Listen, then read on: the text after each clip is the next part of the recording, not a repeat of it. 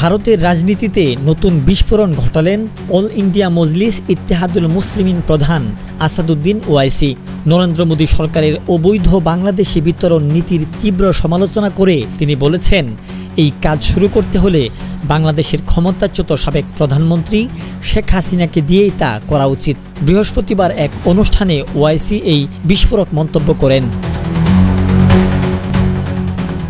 প্রসঙ্গত, গত 5 আগস্ট গণ আন্দোলনের মুখে বাংলাদেশে আওয়ামী লীগ সরকারের পতনের পর শেখ হাসিনা ভারতে আশ্রয় নেন এবং তখন থেকেই সেখানেই তিনি অবস্থান করছেন। অনুষ্ঠানে মোদী সরকারের উদ্দেশ্যে প্রশ্ন ছুড়ে দিয়ে ওয়াইসি বলেন, আমরা শেখ হাসিনাকে কেন এদেশে আশ্রয় দিয়েছি? তিনিও তো একজন বাংলাদেশি।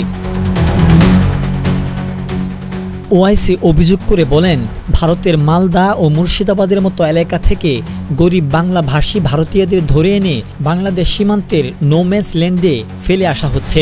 মোদী সরকারের এই নীতির তীব্র সমালোচনা করতে গিয়ে তিনি শেখ হাসিনার প্রসঙ্গটি সামনে টেনে আনেন।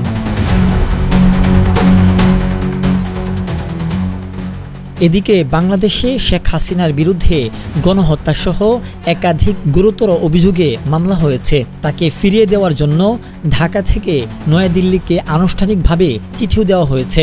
তবে ভারত এখনও পর্যন্ত সে চিঠিতে কোনো সাড়া দেয়নি। ঠিক এমন এক পরিস্থিতিতে ওয়াইসির এই মন্তব্য ভারত ও বাংলাদেশের কূটনৈতিক সম্পর্কে নতুন করে উত্তেজনা তৈরি করতে পারে বলে মনে করছেন বিশ্লেষকরা।